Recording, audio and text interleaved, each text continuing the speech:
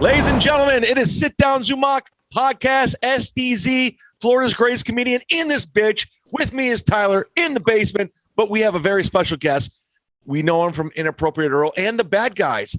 Ladies and gentlemen, he is on the Ric Flair roast. He's not only performing, he is writing. He's on the jellies. He is once upon a time on Roast Battle. He is the one and only Mr. Earl Skakel. Earl, what's up? And I'm also now on a second podcast nobody listens to, the Comedy Store Wrestling podcast. Tyler, do you listen to it? Because you listen to a lot of podcasts. I can't say I do. I apologize. I will. I'll subscribe to it. I mean, please do. We're newer. We only got like 10 episodes, but we get some pretty big guests in the wrestling world. So we're hoping to build it. Who have you had on? We've had Josh Barnett, who was the UFC heavyweight champ, and he is big in New Japan Pro Wrestling. We've had Rocky Romero, who's in AEW. Fred Rossler is the first openly gay pro wrestler. He was in WWE. Jasmine St. Clair, the porn star, who was in ECW and now is in XPW, which is the really violent Southern California promotion. Like their matches are insane. So we're building it. Has Pat Patterson ever come out? As a homosexual, yes, but I don't know if he's come out as a rapist? Alleged molester. I mean, it's crazy. The guy still has a job, but should get into comedy. He could work for Golden Artist Entertainment. Probably get a gig at Roast Battle after that. Like out of control. So Tyler, I don't know if you know this, but our buddy Earl, my good friend from West Hollywood that I love, who's one of my favorite people in comedy, is writing and performing on the Ric Flair roast. What do you think about that? Well, I remember you telling me that last week, and that's it's pretty awesome. Is it in Nashville? Is that right? Yeah, it's July 29th. Yeah. It's kind of a big wrestling weekend because that Friday is the Flair roast. Saturday is SummerSlam in Nashville. And then Sunday is his last match against Jay Lethal and Jeff Jarrett with Ric Flair teaming up with Andrade. Yeah. Son-in-law, I think. Ooh. But he's good. Like he's in AEW now. And he's, I'm assuming he'll take the heavy bumps and wacky, off the rope type stuff. And then Flair will come in for the close. Figure 4 leg lock. Yeah. I mean, I'm assuming they'll have Jay Lethal and Andrade do like the wacky, harder stuff. And then Jarrett and Flair, who I think Jarrett's probably a little younger than Flair. But they'll probably be paired up with each other. And then Jay Lethal, when he was in TNA, he did Black Ric Flair. And it was pretty funny. Like he really studied the moves. And he was also, after he did that, Black Machismo, which was a black macho man. It was pretty funny. By the way, I live in Tampa, Florida, where Macho Man died. Oh, really? Yeah. There's so many wrestlers that live here. You should move here, Earl. I mean, I'm the king of LA, so I don't think I would ever move anywhere else. But I often try and get the Comedy Store Wrestling podcast to, like right now we only do in person. So I'm like, we got to do Zoom or Skype or whatever, StreamYard or whatever, because most of the wrestlers live in Tampa or Georgia. So we're going to, struggle for guests eventually. But on your podcast, Inappropriate Earl, you've had Eric Bischoff. You've had like legendary guys from NWA, WWF, WWE, WCW. Yeah, I've had Piper, Chavo Guerrero Jr. Well, you were the co-host of Roddy Piper's podcast. That's pretty cool because everyone always asks me, and I always say, who are your comedic influences? Roddy Piper's in there. It's not Eddie Murphy. It's not George Carlin. Roddy Piper. Yeah, no, I think Piper saw me talking about Sting at the Comedy Store once, and he's like, "Why don't you come on and talk about it?" And because I was mad at how Sting was jobbed out by Triple H at his only WrestleMania, his only match. Well, I think it was one of only 2 matches he ever had in WWE. That was one of the most petty fucking moves of all time. That WrestleMania. Oh yeah, it was horrible. Still 8 years later doesn't make sense. But and then Piper's manager after that episode was like, "Hey, why don't you stay on board as like the sidekick, and because you can help Roddy get back on track." Because sometimes Roddy would be telling a story like about the Von Erichs, and then he'd just start talking about Sid Vicious out of nowhere. So I guided Roddy back into whatever he was talking about in the first place. You were the linchpin, if you will. Yeah. I mean, he was 61 at the time he died. So, he was getting up there and, which is crazy because Sting is still wrestling at 63 and Flair at 73. So, Roddy was awesome to work for. I miss him. There it is. So this is going down in July. You're going to be roasting Ric Flair, the legend himself, the 4 Horsemen. Woo!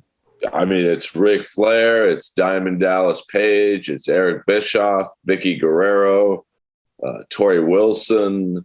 I'm trying to think. Mario Joyner. I think Mario Lopez is hosting, possibly, which would be fun. And then I think one of Rick's ex-wives. One of them. And I'm sure, and I know they're having some surprise video drop-in spots. Rumor has it maybe The Rock and Cena. So, I mean, everyone loves Ric Flair from the standpoint of other wrestlers. So, maybe Sid Vicious, could pop in. I know you've had him on your podcast. I co-hosted his podcast, which I still can't believe. He's one of my favorites. He was awesome. Sid Vicious was fucking great. He was amazing. I remember he was a tag team with Dangerous Dan Spivey, and they were called the Skyscrapers. Oh, yeah. I mean, he and his shoot interviews on YouTube are really good. He's very well-spoken for a guy who, in his promos came off like unhinged because he was, which kind of added to his character. But, his promos were almost Ultimate Warrior, like where they didn't make a lot of sense. And somebody gave me a tidbit. They go, when things start to go south, talk about his softball career because he loves his softball career. He's a amateur softball player. So every time like things were getting weird, I just talk about how great of a softball player he was. And you could see his like, oh yeah, this guy's cool. I like this guy. And he's back engaged. Oh yeah. He didn't show up at certain pay-per-views because he had a softball tournament. So, which is funny to see a guy that's big. Amazing. Yeah, I mean, he would literally no show big house cards and some pay-per-views because he wanted to play softball instead of making millions. He'd rather play. God, I wish I had that life. Well, didn't Vince McMahon? Did Vince McMahon purposely, when he made him Sid Justice, he was trying to replace Hulk Hogan?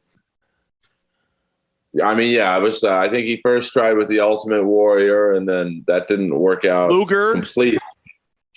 Yeah, I mean, it was. He started first with Warrior, like, okay, this is going to be the guy who replaces Hogan. WrestleMania 11 in Skydome. I think that was WrestleMania 6. In my face. And then, I mean, Warrior worked out to a degree, and then I think he tried with Sid Vicious. And then Luger. But as crazy as the Ultimate Warrior was, his promos are still talked about, even though they were it was gibberish, basically. So he was almost so bad on the mic, he was good.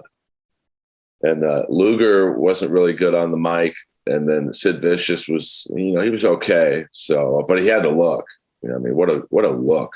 Sid, all three had great look, but Vicious was just gigantic. Yeah, he was like 6'9", 270 whatever pounds, and just a fucking vicious machine. Yeah, and I mean Luger had the great body. Luger had almost like a bodybuilder type body. And Sid Vicious was in the Four Horsemen at one point. Yeah, briefly. So was Luger. With the Brian Widman. What was his name? Barry Windham. Barry Windham. Okay, Brian. And then I mean, he didn't really work out that long, and Sting was in the Four Horsemen for a minute. So, but most wrestling fans only acknowledge it's like Kiss. The original Four Horsemen were there. I am. There's Pipes. Earl, where was this? This was at the podcast. No, that was at Airwolf Studios, that was when we did the Spar Brothers podcast. And you're wearing the legendary John Carpenter movie. Yes. What was the movie called again? They Live. And that's the shirt made off the phrase in the movie, I'm here to kick ass and chew bubble gum, and I'm all out of bubble gum. By the way, Tyler, that might be your movie assignment next week. Whoa, okay. They Live. Write it down. John Carpenter.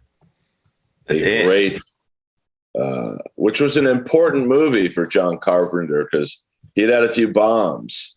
So They Live was a big movie for him because it was a sink or swim. Like, hey, dude, you better have a hit with this one. Well, John Carpenter's his big breakthrough was Halloween. Michael Myers, Jamie Lee Curtis. And then he goes on to do Escape from New York, 1981 with Kurt Russell, which is great. And then where does he go from there? He had a couple of just movies that didn't do well. Some didn't. I think he did The Thing with Kurt Russell. Yeah, with Kurt Russell. That was kind of a hit. I mean, that was an okay hit. And then he had a few others that just didn't do well. So he had gone a couple years in between hits. And They Live came out, I think, 88. Yeah, 88. So that was if you look at some of the action movies from say 86 to 88 that were like killing it, Stallone had like 3, Cobra, Over the Top, and Tango and Cash, all big hits. Schwarzenegger had Raw Deal, Predator, and Total Recall. And then I think Van Damme had Bloodsport in 88, and Seagal was starting to, do his thing. So They Live was kind of a throwaway action movie that probably outside of maybe Predator was the most successful one. Which I can't think of a better segue right now because you weren't here last week, Earl, but I signed Tyler to these movie assignments. The first one was the movie Lucas with Corey Haim and Charlie Sheen, where Charlie Sheen allegedly raped Corey Haim on the set. Allegedly. No, we've pinpointed when it was, but that's neither here nor there. What do you mean you pinpointed? You pinpointed where it was in the movie? Yeah. I mean, but we couldn't tell you what day of shooting, right? Because maybe they shot the first scene on the final day. I don't know. But there is some guys, like, long story short here, there's some guys bullying Lucas. And then Charlie Sheen, he comes over, breaks it up. The lady, are we sponsored now? I'm trying to get Liquid Death to sponsor us. And then she thanks Charlie Sheen for breaking it up, and all he says is yeah, it's fine. He did something for me, and it was never explained what the fuck it was that he did for him. And Tyler thinks it was rape. That's what I think it was. I think he ad-libbed it on set. And then we kept it going with the two Coreys. We did the vampire movie. What was it called again? The Lost Boys. Yeah. Which was fun. I like that one. So he reviewed the Lost Boys. He enjoyed it. The two Feldmans or the two Coreys, Corey Feldman, Corey Haim. And this week I said, listen, we got to go Stallone. We got to go Cobra. And if I have to have Earl on, because If you don't want, go look back on our YouTube channel. We interviewed Brian Thompson, the Night Slasher. We did a whole hour and a half on him. And I said, Tyler, you have to watch it. So what's your review in front of Earl, who's the biggest Cobra fan of all time? So fun movie, but I don't understand why they decided at sometimes to be a little more gory and other times to not show shit. It was like anyone who's getting shot with the shotgun, it's like, it's not over the top at all. They don't show anything. And then like, Over there's the other top. times. Interesting. And then there's other times where it's like when they're on the when he's in the bed of the truck and like throws the guy over and he gets, they show him get ran over. I thought that was pretty cool. So it was weird to me why they're choosing when, and maybe they weren't. But the biggest thing that I couldn't stand was the intro sequence of them like clanging their weapons together in unison. The Axis? Of course, yeah, like the. I didn't like understand that. I couldn't. I was just giggling through that because I was like, but I was also like, maybe this is explained later. But no, like, why would it be explained later? I think that's just like and correct me if I'm wrong, but I think that's just something that like was done in the 80s, right? Like that was just kind of like one of those things. We're trying a new intro here, and that's that. Earl, I'll let you take it from here. Well, I mean, originally Cobra was the screenplay for Beverly Hills Cop. And so Stallone was supposed to be Axel Foley. And he said something along the lines of, this is too funny. I'm not really very funny. So we need to make this more violent. So there is a 3-hour cut of Cobra somewhere. I was just going to say that. I saw that there's an uncut version somewhere with some other scenes. Yeah, that is. And that's the basically the X-rated version, not due to sex, but for the violence, which the Night Slasher is in a lot more. Okay. So, and there are some, if you look up on YouTube, deleted scenes where you could see where they expand on the Night Slasher's character a little more. So like that scene when they're all clanking the things together was a bigger scene where he's. So it was almost like the opening scene in The Warriors where Cyrus is giving that big speech. Okay. But replace that with the Night Slasher. So because the way the finished cut of Cobra is, the Night Slasher's not even really in it that much. Maybe 10 minutes of an hour and a half movie. So, and I think like that scene at the end that you just referenced where the guy gets thrown out of the truck and that whole end scene was allegedly incredibly violent. It was almost like that last Rambo movie where if you saw that, like that was pretty gory. And it was the one in the tunnels. Yeah, where like I think the one guy's head got chopped off and they show it, and there were some other pretty gory death scenes, and so I can only imagine what the censors deemed too violent for 1986. Sure. And so my other takeaway was that Cobra, like he should have been fucking fired. Like they should have fired Cobra. Of course. Why? I mean, clearly that lady's got Stockholm syndrome after all the shit that he dragged her through, and she's like, all right, I gotta stick with you now. Yeah, I mean, it's definitely internal affair. It's like that's a little bit of an issue.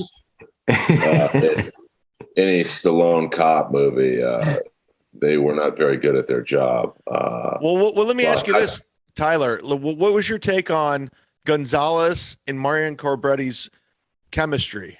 They're partners. I thought it was weird that they're not in the same car. You didn't like that? Weird? Well, I mean, it's not that I didn't like it. I thought like you usually share the same car. You're usually Starsky and Hutch did. Cagney and Lacey did. Yeah. Ponce and John were on separate motorcycles. I get it. But whatever. I thought it was fine. I liked that little bit of comedic relief there between them, right? Like he was like, seemed like he was the only guy that Cobra had like this little bit of like goofiness with, if that makes sense. Stop eating the sweets. A lot of people don't realize there was a Dirty Harry tie-in to this movie because Gonzalez and the one cop who didn't like Cobra, Andrew Robinson, the one he hit at the end. Yeah, he's a cunt. Yeah. Gonzalez was Clint Eastwood's sidekick in the very first Dirty Harry, and Andrew Robinson was the killer. So there's a nice little movie trivia there for you guys. Dirty Harry, because Cobretti did kind of have a Dirty Harry type vibe. Sure. Yeah. And the other part that struck me as weird was not like just something that I had to be like, okay, that's interesting, is like dissecting a 1986 film. Cobra pulls up to his parking spot that's being blocked by these hombres. Oh yeah, and working he just too hard, pushes their car out of the way. He rips his shirt and he walks away. He's bad for his health. I was impressed that like these guys, all they did was kick his tire once and that was it. And then from there on, they showed them in like another scene and they're like, then he takes the newspaper, he puts it in the grill and shuts it. And then he cuts his pizza with scissors. Did you think that was weird? That's another thing. Yeah. The pizza with scissors. As he cleans his gun. I also think Cobra has the greatest product placement in movie history. Pepsi? Like, I loved that Pepsi thing. Where he lives right under a Pepsi sign, like, and then in the first supermarket scene where he hides out right the Coors Light, but then the warm Coors Light, he hid behind a Pepsi freezer, like, so. Yeah. But that was the 80s, like. Well, they still do that shit today, but it's not so obvious. Like you would laugh if that happened today, but back in the 80s, it was like, oh, he just happened to be behind a Coors Light sign. Yeah. Now, Earl, did you find it weird that Cobra cuts his pizza while he cleans his gun with his sunglasses on? Oh, he was wearing sunglasses everywhere, though. The toothpick was a big one. I mean, I remember growing up, my dad always having a toothpick. Was it a match, though? Oh, yeah, it was a match. Is it a match? Okay. So, well, I also know the guy, he was one of the Night Slasher's henchmen. He directed the movie, but I think Stallone put him in there just because they were best friends in real life. So it's funny to me. Next time you watch Cobra, you'll notice in the credits, I have a feeling Tyler's not going to watch Cobra again. I want to find the uncut version, honestly. I've tried. I mean, I've got some pretty important friends in the world of movies. We've actually asked the Night Slasher about the uncut version. He had no idea about it. God damn it. Well, then how do you know it exists? Well, it's just, there's many deleted scenes in every movie ever made, Sure. So, it's just, it's an urban legend at this point. It's never, but it was also Cobra, I think, was a Canon film, and they went out of business. So the master tapes, which would be where that 3-hour cut would be, they could have been burned. They could have been, they could be in literally someone's basement. It's because there's a great documentary, or it used to be on Netflix. I forget what it was called, but it was about the two guys, the Globus brothers, who ran Canon Films, and they were so hyper obsessed with Chuck Norris that any non-Chuck Norris movie was not given much promotion or love. Is that when Missing in Action was at its all-time high? Missing in Action. They did, I think, Delta Force with Chuck Norris, of course. Chuck Norris had a bunch of movies in the 80s. Like, he was like Kiss. Kiss in their first year put out 3 albums, which is you never have seen. But Chuck Norris, he put out, what was the one. Delta Force was 1986 with Lee Marvin and George Kennedy, right? And the great black Steve James, who was in. Steve James was like that buff black dude with the mustache, where he just showed up in every karate movie. He was in I'm Gonna Get You, Sucker. Yeah, he died kind of mysteriously in, I think, 1991. They don't really give a reason. It's just, which makes me believe it might, who knows? It could have been some kind of sexual disease, because they don't really say died of cancer, died of, there were so many celebrities like Steve James who died in the late 80s, early 90s, where they don't really give the cause of death. And that's always a red flag. Not that it matters how they died. They say pancreatic cancer, but then whenever you actually go in, they don't really. It means AIDS. Well, that is, that's definitely one of the, not side effects, but like one of the common ways people who have HIV or AIDS, they do get pancreatic cancer a lot. Oh. So it's,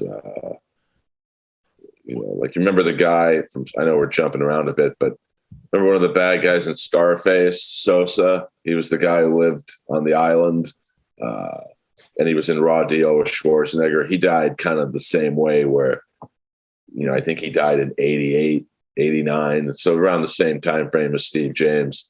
And it was like, they didn't really say how. So, and, it was well known that he was gay in real life, which, it's fine. So it's always interesting to read autopsies of actors who passed in that time frame.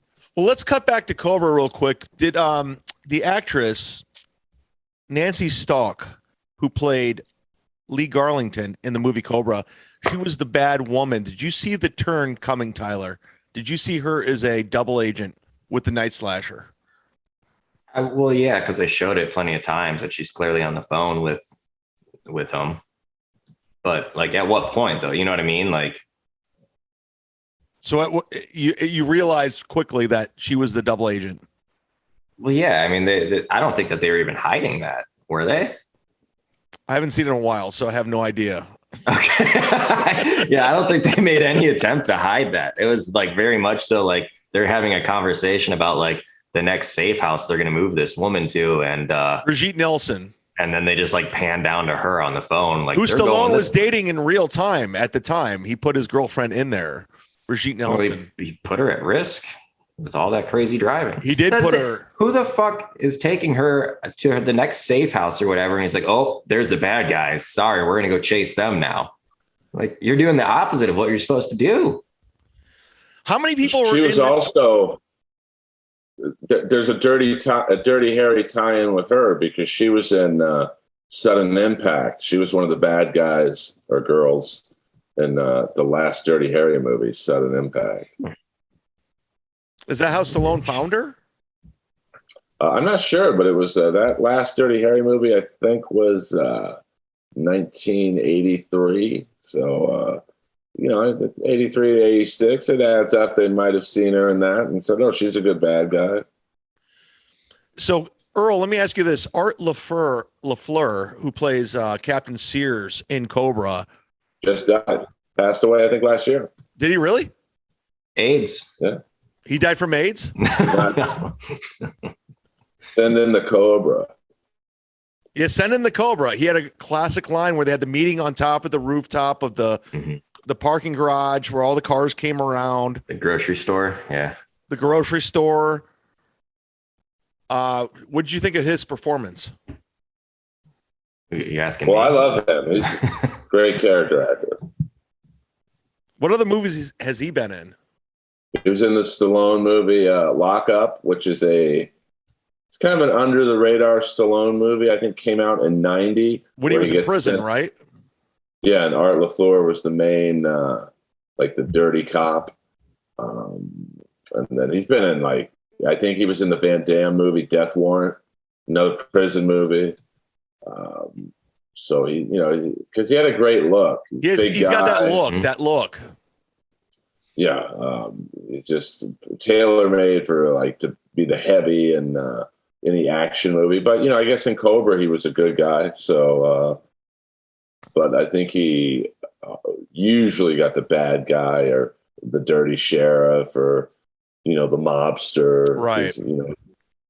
He did have a great character actor face. I mean, this guy had constant work. It's impressive. So Tyler, let me ask you this. What did you think of the 1950 Mercury car Cobra drove in? Oh, fucking gorgeous. You're down with that? I would. That'd be my daily driver if I could afford it, for sure. Now that car chase was pretty legendary. They're going up. Where was that at? Was that in Venice Beach? That was the Venice Canals, which is, I guess, technically Venice Beach, but it's a subsection of Venice where there's some really nice homes on the canals. And, that was a great car chase scene. Not quite as good as the one in French Connection, but it was probably one of the better car chase scenes from an 80s movie, especially on the freeway when they did the reverse. And I did like that. But I also read somewhere that there was 2 endings to the car scene, where the night slasher, I don't know if he dies, but he gets really hurt. And then they, for whatever reason, and they say that you can see it in the final cut of the scene that was in the movie, you see the night slasher's car still in the finished scene from the other scene they filmed. So I think Cobra was a real hot mess while they were filming it, because they filmed, you got to figure even in the 3-hour movie they shot, there was probably extra scenes from that version. So I think that, it's like they say there are certain scenes in Back to the Future, the first one, where you can still see Eric Stoltz's head. Oh, yeah. Some of the scenes. So I think Cobra was just like kind of rushed to get it out in theaters.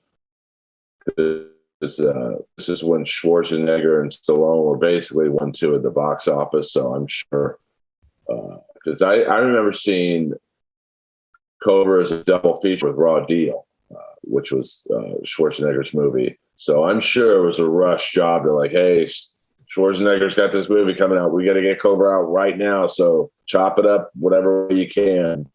Yeah. So Tyler, what was your thoughts when they did the musical montage to Angel of the City, and they're looking around, they're investigating together as the song's playing? I'm trying to think, because there's one part that, so that was like they played the whole song through, right? Yeah, because Stallone was known for playing the whole fucking song. So I made a mental note of that, because I didn't even catch myself. And Brigitte Nielsen was getting a photo shoot out. She was getting a photo shoot with a robot, I think, if I'm not mistaken. Oh, the robot stuff was. I'm glad that they went to the robots and didn't leave that out. Sort of, but I noticed maybe 30 seconds in or something to that song, 30 to 45 seconds. Maybe I'm 32, so it's probably part of me growing up. But I realized 30, 45 seconds in that I wound up on my phone, looking at shit, and I was bored. Wait, this song's still playing. Yeah. So you're not a fan of Robert Tepper's "Angel of the City"? I got to be honest. No. Probably the first time I heard this. He was Stallone's go-to guy in the mid '80s for I think he did 1 or 2 songs on Rocky IV. I was waiting for the Dirty Harry connection. There might be, to be honest with you. I wouldn't doubt it. So you remember Rocky IV when they played "No Easy Way Out"? They played the whole fucking song when he got a fight with Adrian, and he jumps in his Lamborghini. And he does the flashbacks of Rocky 2, 3, and 4. And he's "No Easy Way Out." The whole song plays. And I want to say he sang "Hearts on Fire," which was that's the training when Stallone's training in Russia. I think that's when he's in Russia. So it was a good time in the 80s. If someone liked you, you worked a lot. So "Angel of the City," are you a fan of that song, Earl? I like Jean Beauvoir's "Feel the Heat." Feel the heat. I'm looking at it right now. He was the black bass player from the Plasmatics, which was a legendary punk band. Now, Earl, what was the song they were playing as Stallone was taking Brigitte Nielsen to the safe house in the mountains in the truck? He's in the truck. What was that song? I don't remember. I know the song at the end of the closing credits was John Cafferty and the Beaver Brown Band, Voice of America's Son. Yeah. But, I mean, John Cafferty was trying to, like, I think, copy that John Mellencamp type vibe. But I don't remember right now what that song was. But you remember at the end, the before the Night Slasher, he puts them on the hook. They watered down the streets. I don't know if you noticed that. Yes, for effect. It's a pretty popular thing to do, especially at night with the lights, reflection, and night films. The very and he's in the trailer bed of the car, mowing down people with that machine gun, that little submachine gun, which I liked as a child.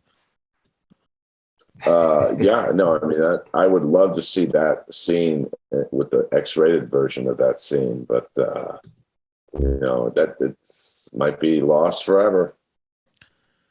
So, what was the Night Slasher pushing? What was that group pushing? I'm trying to figure it out. World domination. Right. Almost like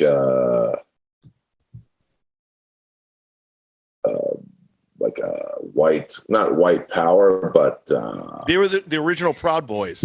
Well, yeah.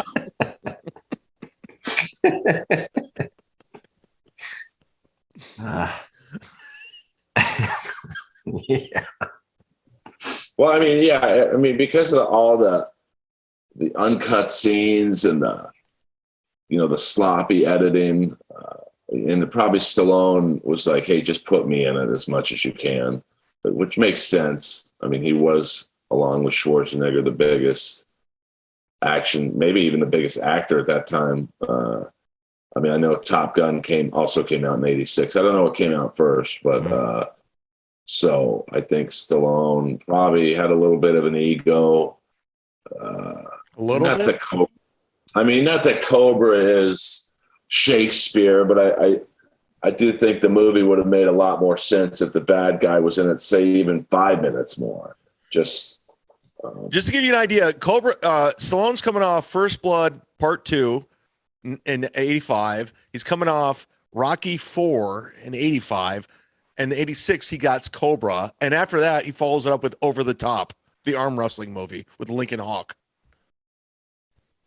Which is another movie that's, I'm trying to get my one of my lady friends to watch Over the Top, because it's out of control, that movie. But, yeah, it's arm wrestling for like parental custody. Yeah, and then that kid's never been seen since in a movie. So like you talk about a guy that's tailor-made for my podcast, an actor who hasn't worked in 40 years.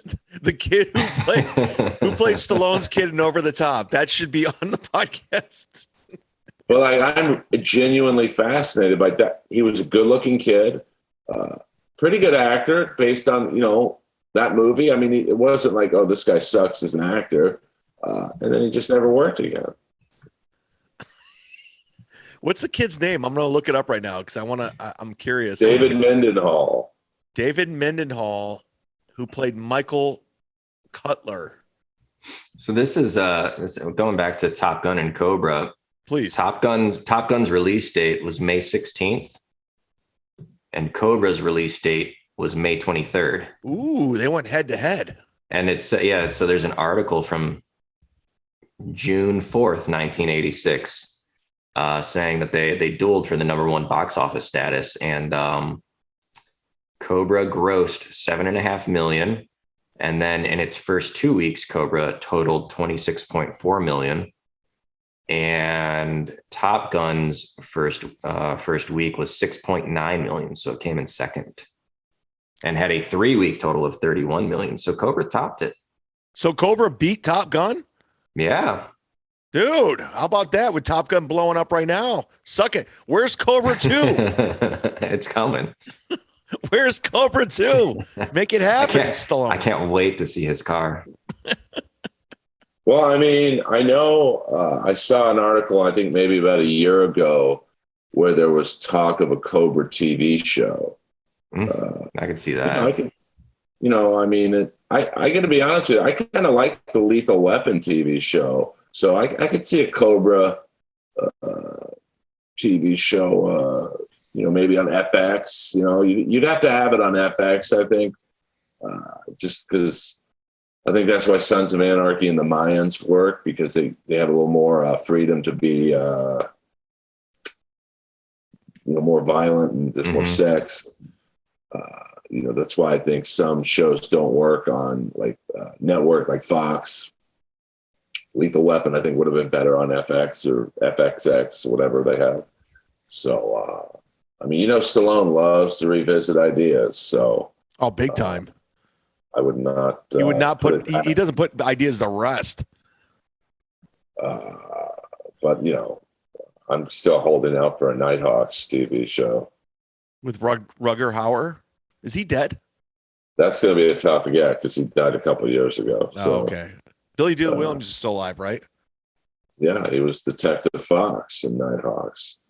But you don't have to tell me twice. That's another. Stallone has so many unheralded and underrated movies. Nighthawks is a top 5 Stallone movie for me. 1981. But even that movie has, so many Stallone movies have an interesting story. Like that movie was Rutger Hauer's first American movie. So Stallone, the first scene they filmed was actually the end scene. And then Stallone lied to him, he did some action stunt that pissed him off throughout the whole film. Yeah, I mean which made the movie work because Stallone, when he's in drag in the kitchen, and he pulls the mask off and he shoots Rutger Hauer. I guess the stunt cable was rigged. I guess it goes on like a 1 to 10 tension scale. And Rutger Hauer was told it was at like a 2 or 3.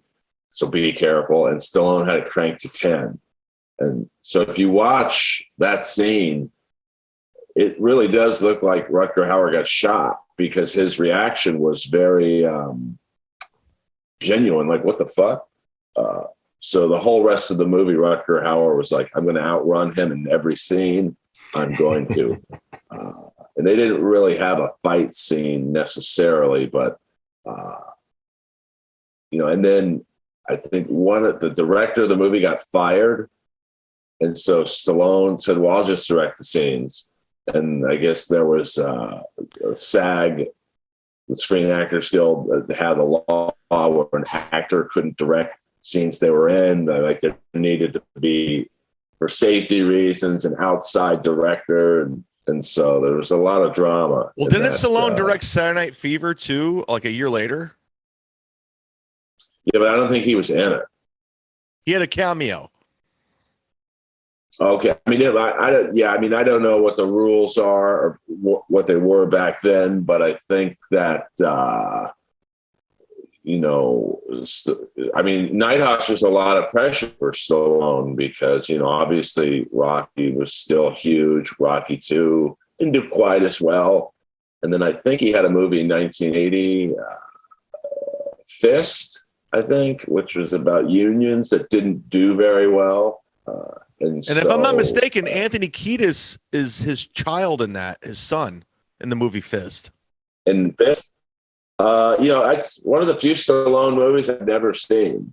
I've just seen snippets of it, but so Nighthawks was a lot of pressure on Stallone because he was like, okay, Rocky was at that point 4 years earlier, so the allure of the movie kind of faded, and Rocky 2, it did well, but it wasn't what Rocky was. I actually like it better than Rocky, but so I think Stallone was under a lot of pressure. And then Rutger Hauer, I think his dad or brother or someone very close to him died the first week of filming. So he was going back and forth from the Netherlands to New York. So that movie had a lot of stuff going on. So Tyler, let me ask you this, because you've been on record with this podcast saying you're not a Stallone fan. I'm just not a big I didn't grow up with him. Right. Like Stallone to me was like the Expendable movies. So you saw the shitty version of Stallone. And then, now you're having me jump back to 1986 to watch this fucking cool guy. Now, do you think he's cool in 86? Is Cobra? What's your review of Cobra? Because Rotten Tomatoes gave it 17%. What's Tyler give it? Of Cobra? Yeah, they weren't a fan of it. I mean, I don't know what to compare it to at that time is my issue, right? Like, I'm fucking comparing it to Lost Boys and Lucas right now, man. Yeah. I don't know. Like I said, it was fun. I would watch Cobra again before I'd watch Lost Boys, and I thought Lost Boys was fun. Really? Yeah, I think so. Now, how did you watch Cobra? Did you stream it? Did you buy it? Like, what was the story? No, it's always for free on the internet. Yeah. Because I'm going to pull this up right now. This is Cobra on Rotten Tomatoes, which everyone goes to for their reviews. And look at this. 18%, audience score 43%. Not a lot of people like but Stallone movies from that time frame, he's never going to get good reviews from critics. I mean, he's very, misogynistic, kind of. I was going to say, I assume he was pretty cocky. But, he's never, even Rocky barely got good reviews. And that's one of the great, not just sports movies, but it's one of the great movies of all time. Like, just in terms of how it got made, how it almost didn't get made, how every studio said no, and basically Stallone said, listen, Stallone passed up he was offered 5 times what he was asking just to not be in it. Like, studios are like, we'll make it, but you can't be in it. And he's like, no, I'll take I'll take $100,000 over $1 million, but I'm going to be in this movie. So did you guys see Cobra in theater when it came out? Yes. Oh, I did. Yeah. You did? I did. I went with my abusive stepfather. I saw it in. I'll never forget. I saw it at the. At the what? I saw it at the Avco Theater in Westwood, which is at the time that's where all the big action movies were played. It's where I saw Predator and Showgirls, which was. It's certainly not an action movie, but it's maybe the greatest movie experience I've ever been in a theater where, Showgirls was intended as a serious movie. And, I'm not saying the acting was bad because the cast was pretty amazing in that, Gina Gershon.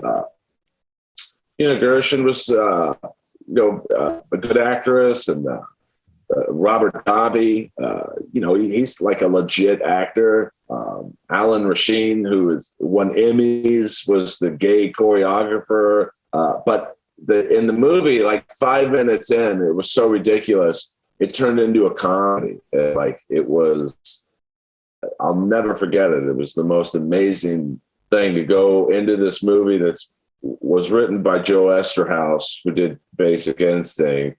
And he had a lot of heat behind him. It was like, this guy's the next great film writer. And just every scene's being laughed at. And it was the funnest movie experience I've ever had. I remember seeing Predator in the theater too. That was like my wheelhouse. 86. I saw Top Gun in the theater, Predator, Cobra. I mean, nobody was bigger than Stallone and Schwarzenegger at that time. Nobody. It was like they were like fucking legit A-listers. You had to see whatever they were doing, you had to see it. Go ahead. No, I mean, that was like, it's ridiculous, as we were just talking about. Commando. Commando. They hit a run of, Commando, Cobra, Raw Deal. Over the Top, Tango and Cash, Total Recall, Predator, obviously. And I know Schwarzenegger was supposed to be in Predator 2, but I'm sure he wanted too much money. So, I mean, not Commando, but Raw Deal is it's kind of like Nighthawks for Stallone. It's a very underrated Schwarzenegger movie, and it's really funny. And Robert Davi's in that. Who's the black lady in the movie? The Vanity? In what movie? Raw Deal. There was no black lady in Raw Deal. Okay, I'm mixing my movies up. Sorry. I mean, Vanity was in 52 Pickup, which is probably my favorite movie of all time. It's not necessarily an action movie, but let's give a shout out to our guy who just passed away. Which one? That's true. I don't even know at this point. Who is James Caan? Is he not in 52 Pickup? No, James Caan was Roy Scheider. Roy Scheider. Never mind. Clarence Williams III from the Mod Squad, and my favorite actor of all time, the great villainous John Glover. And then there's an interesting thing with John Glover is there is I think it's a 1984. I don't know how they taped it back then. Probably, the camera was probably as big as my TV set. The first table read for Karate Kid, where John Glover was playing the part of Martin Cove, the one he eventually got. And I could totally, if you know who John Glover is, I could totally see him as the evil sensei, because he's like the bad guy in everything he's done. So that would have been interesting. Now, what are the chances if we spun off this podcast and just did a Cobra podcast? How long would that last? About 2 weeks. Like everything. I mean, we'd have to Cobra? get Stallone on. I've reached out to Stallone in so many back channel ways. Say, listen, I know you're probably sick of talking about Rocky and Rambo. Don't worry about it. We're not going to we're going to talk about Nighthawks and Cobra. So he hasn't gotten back to me. If you can't get Stallone's kid from Over the Top, you're not getting Stallone. I had a fan of mine. I want you to close your eyes for 2 seconds, both of you, right now. All right, closed. A fan sent me this. Hold on. I will tell you to open your eyes when I can get it on. Oh, boy. You guys recognize this hat? Open your eyes. Oh, that's from fucking Over the Top. A fan sent me I don't know where he got this, the hat from Over the Top. Where Turn it around. Now arm wrestle. Nice. Let's go. Nice. And the great Bull Hurley, he's dead too. So Was Randall Tex Cobb in Over the Top? you'd think he would have been. I'm trying to think who was in Over the Top. Scott Norton, pretty famous pro wrestler. He was in the NWO. A lot of pro arm wrestlers. Terry Funk, legendary pro wrestler. Of course. I saw Terry Funk wrestle in XPW. It was out of his mind. I called him a fag from the crowd, and he started climbing the stands to get me. That's a good heckle. Yeah. Well, I also, that's my go-to heckle. Fag? And I remember I had a friend of mine. He used to work at Staples Center, which is now called Crypto.com Arena. And Shout out Kobe Bryant. he, what are you, Ari Shafir? And Batista walked by me, and my friend would always put me in the front row to get me on TV. And I yelled at the top of my lungs, "You faggot!" And Batista gets in my face, like an inch from my face, and pokes me on the chest and goes, "Takes one to know one, pal." And Great comeback. I mean, it kind of was when you're as big as he is. But that's, the 80s movies, it's most of them don't hold up, those mid 80s action movies, but some do. Like Commando is still a good. I like Commando. 80s action movie, of course, with Bill Duke, who was Schwarzenegger's comrade in Predator, and David Patrick Kelly. Always good cast in those mid 80s movies. While Kobe Bryant's body was on the ground with his daughter and families, Ari decided to tweet out, Kobe Bryant died 23 years too late today. He got away with rape because all the Hollywood liberals who attack comedy enjoy rooting for the Lakers more than they dislike rape. Big ups to the hero who forgot to gas up the chopper. I hate the Lakers. What a great day. God. He tweeted that out in front of the Charlotte Arena. Well, so that's the other thing, right? Is it was like, I think it was like almost perfect timing for Ari. Like, how could he not? Because he is right in front of where the fucking Charlotte Bobcats play. Where Kobe Bryant was drafted. Right. And then, but meanwhile, Kobe, his dead body's on the ground. They're scooping him up still. And they don't know words out about the daughter and the families. Right. No one knew about the fan. Yeah. Everyone at that point just assumed it was just Kobe. That was right before the Pro Bowl, NFL Pro Bowl game. It was right before COVID too. Better times. Yeah, I mean, Ari keeps it real. You got to give him that. That's probably not a joke I would have done because I would have been frankly too scared. You would have guessed right. But in some ways you can't cancel me because what are you going to take from me? A $20 spot in the OR at the store? We're going to take away the Ric Flair roast, which you can watch my man on pay-per-view. Jeff Ross still has a week to do that. Yeah, you might not be because of history with you and Jeff Ross, you might not be on this roast. Who knows? We'll see. Trust me, I've got a Jeff Ross joke that will be told. And here it is. You can get it on StarCast. Where's this at? StarCast.com. I'm going to buy this fucking pay-per-view, dude. Yeah. I mean, I was going through that site and like looking at that meet and greets page. There is a ton of people. Oh, it's going to be I'm starting to get excited because it's basically a wrestling convention. And I think I get a free picture with Ric Flair, so I'm down with that. So, and Bret Hart's going to be there. I mean, tons of names. I'm not a big wrestling guy. Kevin Nash at Florida. All, but Mick so Foley. many names that even I recognize here. It's. But I'm also excited because I think most of these people will be at least backstage at the roast. Teddy Long's going to be there. Price to be announced. That's not good. Yeah, $5. Ron Simmons. So I'm very excited to, just walk around backstage at the roast because, I don't want to say who, but I did a show recently where it was a very heavily attended show from one particular wrestling promotion, but there was also some people from the other wrestling promotion there. Lex Luger's there in his wheelchair. Yeah, I mean, DDP, I'll be talking to him in about an hour. Is he doing your podcast? No, I'm just helping the Nasty Boys. I'm helping. I can't do when I met Tony. I met him at that show I was just talking about, and it was pretty awesome. Are you signing autographs? How much you charging?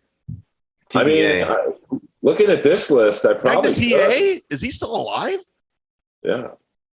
$39. Wait, don't scroll past JJ Dillon too fast. I'd pay for a JJ Dillon picture. Where's JJ Dillon? Tully Blanchard. I think he was. There he is. There he is. That's not too bad. The Four Horsemen are all in the house. You could get a photo with the Four Horsemen, Tully Blanchard, all of them. I mean, with the amount of work I'm doing on this roast, I'm not paying for any fucking pictures. I got some real home run jokes too. Really? I don't want to say it now, but I got some good ones on Flair. I can't wait to watch, dude. I'm really happy for you because I know you're a big wrestling guy and Ric Flair is like the legend, and the fact that you're a part of this without Jeff Ross is awesome. I know. And because Jeff Ross has held you down under the water. He fucked you up. You beat what's his name with the headset? What's his name from the foreign dude? Jimmy Carr. You beat Jimmy Carr. You weren't a part of the narrative. You were the underdog. you're supposed to move forward, and they fucked you up, and he's fucked your whole career up. I'm saying this, not him or you. So I'm excited for you. This is going to be fun. Well, the funny thing is, I'll see Jeff tonight because I have a main room spot and Roast Battle's on at the same time, and I love bumping into him because it's not awkward from my end at all because I never said anything I don't mean about him. So Earl, you're on record by saying you're not a big fan of Jeff Ross. Oh, he's awful. He's a disgusting person. Oh, okay. That's a little further than I was trying to say. That's pretty spot on. Last time we were here with Earl, that hasn't changed. But I don't take back one word. But I've even stood up for him in terms of like the allegations, and we all know what they were. I said, hey, his side should be heard too, like, which I do believe. Like, so I in a weird way, I've kind of stood up for the guy. So, I don't take back anything I've said. Where do you ever bump your mic? What? You ever bump your mic? Did you ever bump your mic with him? No. Well, I mean, he's so lazy that one time I opened for him because I was curious. I was like, I've never really seen his stand up. I wonder what it's like. So I opened for him at the Irvine Improv, and I had a pretty good set. I didn't kill, but for the opening act, I did pretty good. And then he does about 10 minutes of stand-up, and then he calls me on stage to help him roast the crowd. Like, what? It's out of control. Earl, before we wrap up, where do you stand with Dante, the comedian of Golden Artist Entertainment?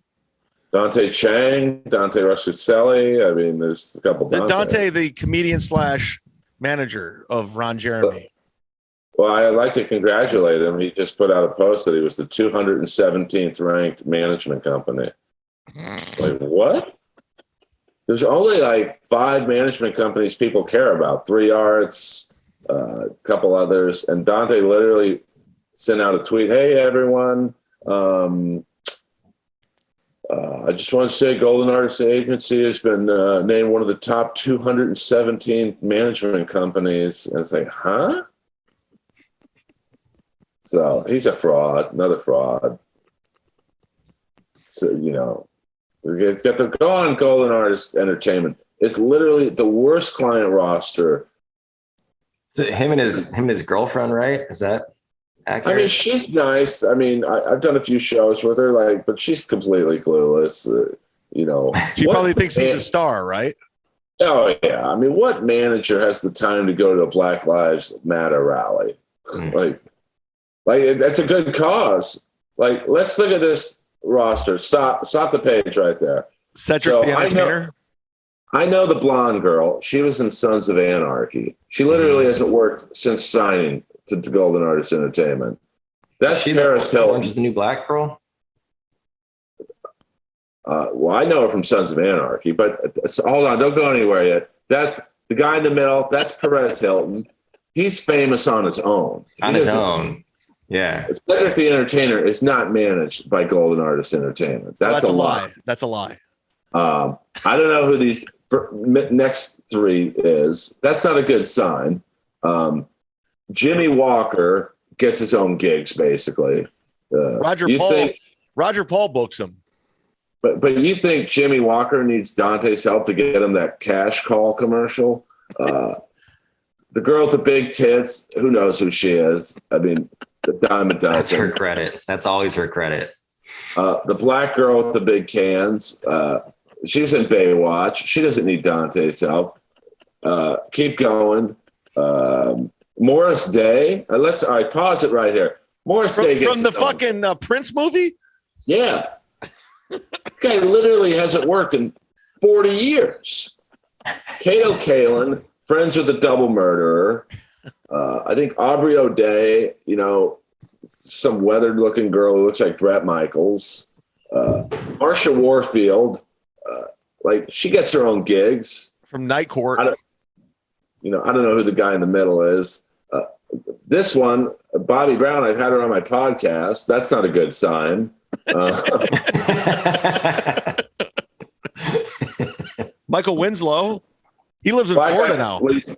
If you take out Police Academy on IMDb, it's never worked. Keith Coogan hasn't been in the movie. And the last thing Keith Coogan did was a podcast with me. What about Jackie Martlin from the Howard Stern Show? I mean, he gets his own gigs. I don't know. I'm assuming it's an American Idol person. But I mean, that's the insane thing is all these people can really get he gets these people who get their own work. I will say this. Dante, but it looks like he's a good manager because these people work, but they work because they can get their own shit. I will say this. I just found out from Who Are These Podcasts that Dante actually fired Stuttering John. Stuttering John was on the roster and they got rid of him because of all the fucking nonsense that comes with him.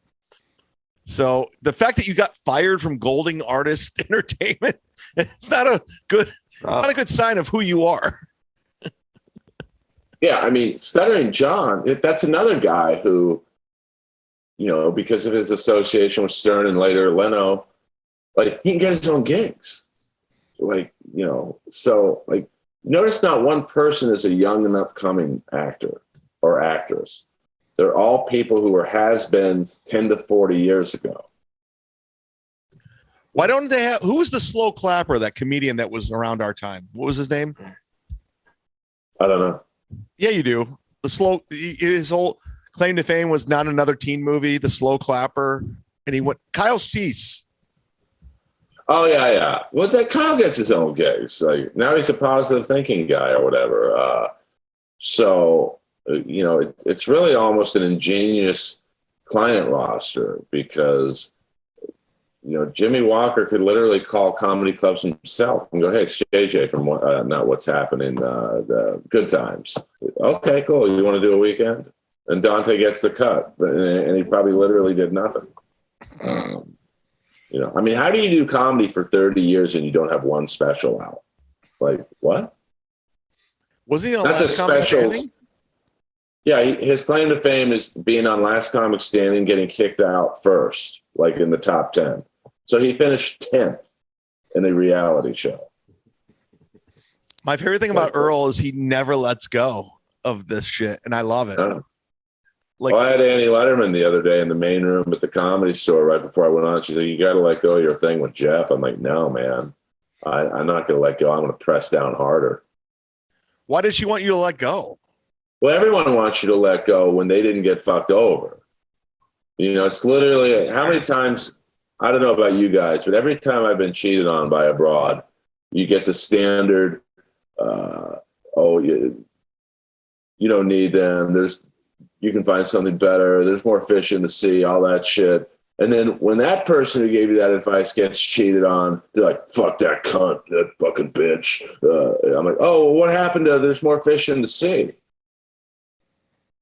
So I guarantee you, if you guys got fucked over like I did on Roast Battle, you'd still feel the same way I did. No, I bond with you. I thrive off revenge and spite. I'm with you. Trust me. There's Cleveland comics I cannot stand to this day because they turned on me. Trust me. Alan Cox, the guy I worked for, I want nothing but terrible endings for him for what he did to me behind the scenes. Trust me. I'm with you, dude. I feel it. We're kindred spirits. Because I think when you let things go, or I'll just let karma handle it. You set off a giant bat signal saying, "Hey, you can fuck me over and nothing bad's going to happen to you." And that's what Tyler does with Frijon Media. That's right. Get the fuck on out of here. Jesus Christ. God damn it. Earl, plug away, buddy. We're going to wrap this bitch up. Just at Earl Skakel everywhere, EARL SKAKEL, and 2 podcasts, Inappropriate Earl, of course, as you guys know, and then the Comedy Store Wrestling podcast. So if you like pro wrestling, we're doing our best to build it and get bigger and better guests. Hopefully after the Ric Flair roast, I'll be able to lure some bigger names for us. And the Ric Flair roast, which is July 29th in Nashville. It's on Fight TV, FITE, I believe. I'm not sure how much it costs, but it's a great lineup. Once again, if you like pro wrestling, it's Tori Wilson, Bischoff, DDP, the Nasty Boys. And you're writing for everybody. I mean, it's a lot of work, but when you're writing for other people on the dais, it's tough because like we were saying before we started, I got to say my best jokes for me. Fuck them. But I also have to give them good jokes, because if they bomb, the first question is going to be, well, who wrote for DDP? Earl. Or Bischoff or whoever, but it should be a great night. Like I said, I think there'll be some surprise pop-ins, and I'm sure there'll be some unannounced people who they can't say, hey, so-and-so will be here because the WWE, Buff SmackDown. Bagwell. Buff Bagwell will probably be there, but with not SmackDown, but with SummerSlam being the next night, I'm sure there'll be a lot of WWE guys backstage. They can't be seen on TV, but Nick Nemeth. I'm sure he'll be there.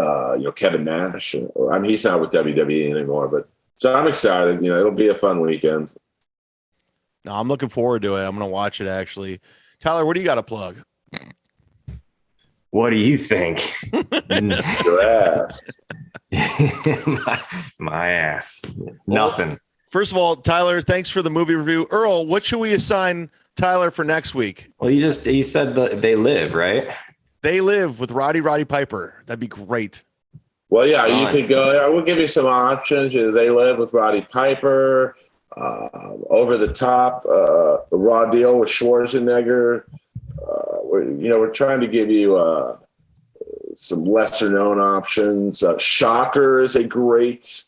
That was the next franchise by Wes Craven. They were clearly going for we need a new Freddy Krueger, and that was the one they really put a lot of money into that movie, and it just didn't do well. But I love it. It's about a guy, a serial killer. If you like X-Files, it's Mitch Pileggi, the bald actor. He thrives off of electricity. So to kill people, he needs to feed his body electricity. It just, Pete Berg's the good guy, and he's a pretty famous director now. So Shocker's a nice option. I say let's just go with They Live, because that's the Universal. We have John Carpenter come in, and I want your review on They Live, starring the great Roddy Piper, Earl Skakel's host. So done. There it is. They Live next week, guys. Thank you so much. Sign up to the Patreon for as little as $3. Leave a 5-star review. Follow Inappropriate Earl on the iTunes. Leave a 5-star review on that. I am the Z-Man, Florida's greatest comedian. With me is Tyler, and always the great Earl Skakel, who joins us pretty much once a month from West Hollywood. That's a wrap. Count the votes.